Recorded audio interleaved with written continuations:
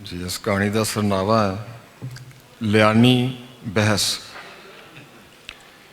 लिखिया सी यहाँ लियानी गुफ्तगू मना है।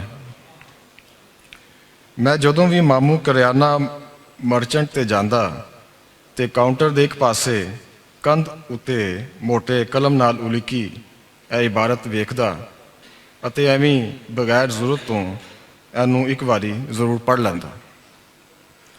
मामू ने अपनी कच्ची पक्की लिखाई विच इस नूं किसी पोस्टर दे पिछले पासे लिखिया सी ते फिर वो पोस्टर कंध उत्ते चिपका दिता सी। जदों तक मामू जिहड़ा अपने तो छोटी उम्र दे की वड्डी उम्र दे भी सभी गाहकां दा सांझा मामू सी अते सारे ही उहदे भांजे सन, मेरी लोड़ दियां चीज़ां नूं तोलन ते बन्नण तो फारग होंदा मैं एक दो वारी इस हदायतनामा नूं पढ़ लैंदा। मामू उर्दू स्पीकिंग सी ते 47 दे दंगियां पारों इंडिया तो हिजरत करके लुटिया पुटिया इत्थे अपड़िया सी। एक बारी उन्हें आपे ही दसिया सी कि ओदी माँ ते इत्थे टुर आई सी अपने बच्चों नाल, पर ओदा प्यो परले पासे ही रह गया सी, जिन्हों मरे हुए भी हुण वावा चिर हो चला सी।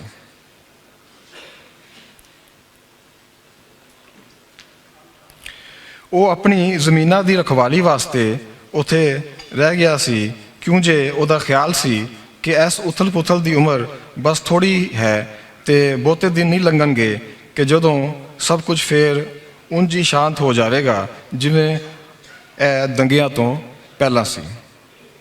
घर वालियां नूं उन्हें बच्चियां दे मामे नाल टोड़ दिता सी, जिहड़ा उदों मालखाने विच मुलाजम सी, ते इस पारों उन्हें सिफारिश लड़ा के पुलिस की सिक्योरिटी खास अपने लिए लै लई सी। मामू का एक भरा भी परले पासे प्यो दे नाल ही रह गया सी। यह वंड जमीन दी नहीं हुई सी, बल्कि घरां ते आपसी रिश्तियां विच भी पई सी। मामू दो धारी सी, पंजाबी भी इंज खिंच के बोलदा जिवें वो जमांदरू पंजाब तो होवे।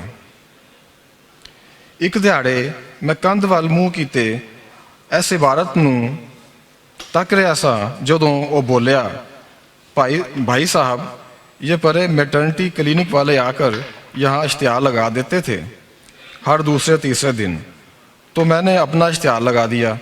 अब कोई नहीं आता, कैसा रहा? मैं उहदी गल दा जवाब नहीं दिता ते इबारत वाल तकदा रहा कि यहाँ लियानी गुफ्तगू मना है। मैं गवेड़ लाया कि होवे ना होवे ए लफ्ज़ ला यानी सी, जिन्हों लियानी लिखिया गया सी, मतलब गलत लिखिया गया सी। लियानी गलबात का मतलब सी कि जिसका कोई सिर पैर ना होवे, एवं फजूल दी बहस। मामू ए लफ्ज़ असल विच ला यानी है, इसनूं ठीक कर लवो। मामू ने अपना ध्यान तकड़ी वाली लाई रखिया, जिस दे एक पलड़े विच वो चीनी का थैला रखे तोल रहा सी।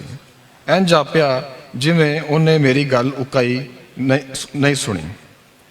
मैं फिर बोलिया, मामू, लफ्ज़ गलतुल आम होके होर दे होर हो जाते हैं। हमारे यहाँ तो ऐसा ही बोला जाता है। उन्हें जिवें जिद विच आके किया, हमारे यहाँ की डिक्शनरी में तो ऐसा ही लिखा हुआ है, ताड़े पासे कोई वक्री डिक्शनरी है? ये क्या बात हुई जनाब? असल डिक्शनरी ही वही है, जो लफ्ज़ जैसा बोला जाता है उसे वैसा ही लिखना चाहिए। डिक्शनरी आप खुद से तो नहीं बनाने बैठ जाएंगे क्या? मैं समझ गया मामू बहस दे मूड विच सी। उहदे पिंड या कस्बे विच या फिर वो जो कुछ भी सी जिथे वो रहिंदा होवेगा, हो सकता है कि यह लफ्ज़ इंज ही बोलिया जाता होवे। वो कुछ बहुत पढ़िया लिखिया भी नहीं सी, डिक्शनरी भला कदों वेखी होएगी उन्हें। मामू ने मेरा समान मैनू बन दिता तो मैं उन्होंने 500 का नोट फड़ाया। उन्हें अपनी जेब तो 100 के 2 नोट तो एक 50 का तो शायद 2 10-10 के नोट कढ़े ਤੇ ਮੇਰੇ ਅੱਗੇ ਕਾਊਂਟਰ ਉੱਤੇ ਧਰ ਦਿੱਤੇ। ਮੈਂ ਉਹ ਨੋਟ ਗਿਣੇ ਤੇ ਜੇਬ ਵਿੱਚ ਰੱਖ ਲਏ ਤੇ ਮੁੜਨ ਨੂੰ ਹੋਇਆ ਜਦੋਂ ਉਹ ਬੋਲਿਆ, देखिए ये उर्दू का लफ्ज़ है और हमारी तो ये मादरी ज़ुबान है। गलत लफ्ज़ का फ़ैसला उर्दू बोलने वाले करेंगे या आपकी डिक्शनरियाँ। ਉਹਦੀ ਦਲੀਲ ਵਿੱਚ ਵਜ਼ਨ ਸੀ।